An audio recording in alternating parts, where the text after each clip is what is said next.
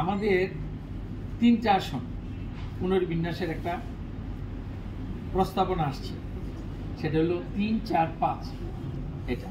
তো ওইটা আসছে, বিবেচনা করেছে, একটা হলো ভোটার সংখ্যা নিয়ে, আরেকটা হলো ভৌগোলিক সীমানা নিয়ে, আরেকটা আসছে প্রশাসনিক সুযোগ সুবিধা নিয়ে।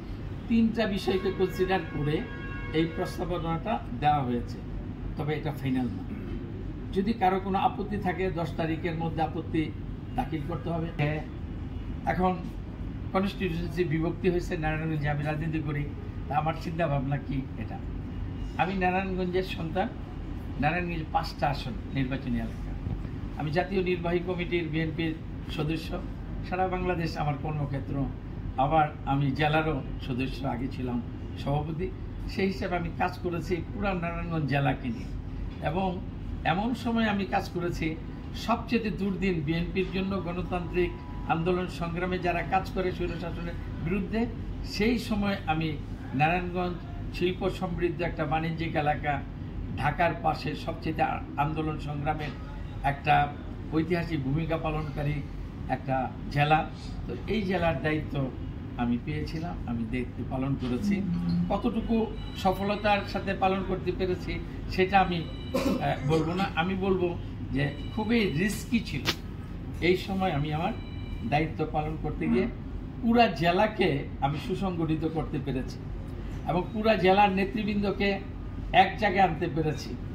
যত আন্দোলন সংগ্রাম, যত কিছু হয়েছে, প্রত্যেকটা মিটিং মিছিলে আপনারা দেখেছেন এই জেলার 5টা থানা এবং 10টা ইউনিট, 5টা পৌরসভা নিয়ে প্রত্যেকে প্রেজেন্ট ছিল। প্রত্যেককে নিয়ে আমি আন্দোলন সংগ্রাম করি। সেই জন্য সমস্ত জায়গায় আমার কর্মক্ষেত্র ছিল, এখনও কাজ করি। 2001 সালে যখন আমি বিএনপির মনোনীত প্রার্থী হিসাবে নারায়ণগঞ্জ 4 থেকে এমপি নির্বাচিত হই, তখন নারায়ণগঞ্জের 5টি আসনেই বিএনপি মনোনীত প্রার্থী আমরা বিজয় লাভ করি। ওই সময় আমাদের নেতা ছিলেন মরহুম আব্দুল মতিন চৌধুরী সাহেব, আল্লাহ তাকে শান্তিতে রাখেন।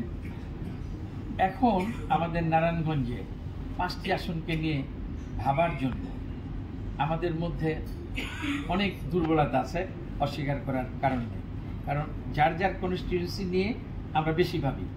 তো এখন আমি আমার দায়িত্ববোধ থেকে, কারণ বিএনপি আমাকে অনেক কিছু দিয়েছে, আমাকে মনোনয়ন দিয়েছে, আমাকে এমপি হওয়ার সুযোগ আল্লাহ করে দিয়েছে, আমি জাতীয় নির্বাহী কমিটির সদস্য, আমি জেলার সভাপতি ছিলাম, এখনও জেলায় আছি। তো এইগুলা আমার জন্য বিএনপির অনেক অবদান। এই অবদান কৃতজ্ঞতার সাথে স্মরণ করে এখন আমার যে বয়স, একেবারে জীবনের শেষ পর্যায়ে এসে আমি মনে করি আমার কিছু দায়িত্ব কর্তব্য আছে বিএনপিকে দেওয়ার।